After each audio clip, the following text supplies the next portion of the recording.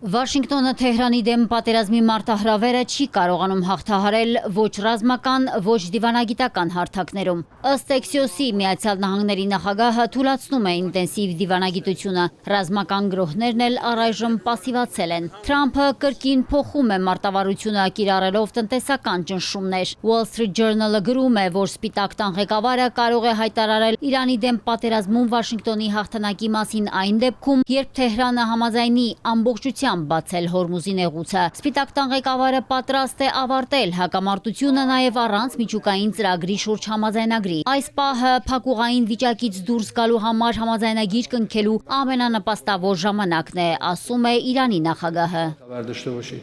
Կարծում եմ, որ այժմ ամենահարմար ժամանակն է համաձայնության համար։ Այս համախմբվածությամբ, ուժով եւ միասնությամբ մենք կարող ենք աշխարհին ստիպել Իրանի նկատել որպես այս հակամարտության իրական հաղթող։ Այս ուժով զինված մենք կարող ենք երկխոսությամբ ապահովել մեր օրինական իրավունքները։ Պաշտպանելով Իսլամաբադի փոխըմբռնման հուշագիրը, Փեզեշքյանը Վաշինգտոնին մեղադրում է բանակցությունների համար անհրաժեշտ վստահությունը չապահովելու համար։ Մեր վճռական տրամադրվածությունը կշարունակվի, եթե ԱՄՆ-ն դադարեցնի անվստահության մթնոլորտ սերմանել։ Վաշինգտոնն իսկապես անվստահելի է, այնուամենայնիվ մենք ջանք չենք խնայել չլուծված հարցերում առաջընթաց գրանցելու համար։ Իրան-Միացյալ Նահանգներ պաշտոնական ուղիղ բանակցություններ չկան, կողմերի ուղերձները փոխանցում են միջնորդները։ Իրանի համար սա ոչ թե դիվանագիտություն է, այլ հաղորդակցություն։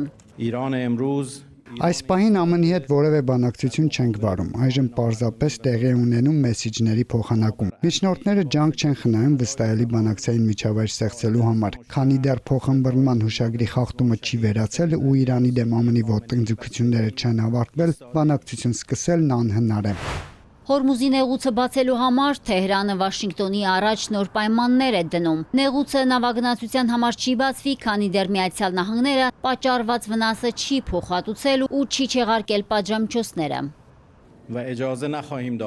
Օմանի հետ բանակցությունների թեման վերաբերում է Հորմուզի նեղուցում նոր ծովային երթուղու ստեղծման որոշմանը։ Բանակցությունները լավ են ընթանում։ Գոյություն ունեցող հին երթուղիները փոխարինվում են նորերով եւ մասնագետներն այժմ աշխատում են քարտեզների վրա։ Իհարկե սա չի նշանակում Հորմուզի նեղուցի բացում։ Համաձայնագիր կարող ենք ձեռք բերել, բայց Հորմուզի նեղուցի բացումը կախված է առանձին պայմաններից, որոնք ԱՄՆ-ին կփոխանցենք միջնորդների միջոցով։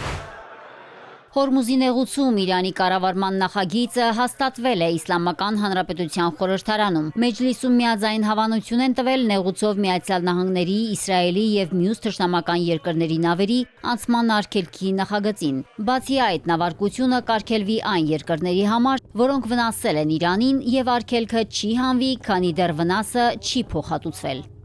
Իդեպ պատերազմական պայմաններում Իրանը ոչ միայն կարևոր օրենքներ է ընդունում, այլև առանցքային պաշտոններում նշանակումներ է անում։ Գեներալ-մայոր Մոհսեն Ռեզային Իսլամական հեղափոխության առաջնորդի հրամանագրով նշանակվել է Իրանի ազգային անվտանգության բարձրագույն խորհրդում նրա ներկայացուցիչ եւ խորհրդի քարտուղար։ Միաժամանակ Իրանի նախագահը հանդիպել է գերագույն առաջնորդի հետ քննարկելու երկրի տնտեսական ու ռազմական կարևորագույն հարցերը։ Իրանական մեհր գործակալությունը հրապարակել է նոր գերագույն առաջնորդ Մոջթաբա Խամենեի առաջին տեսանյութը։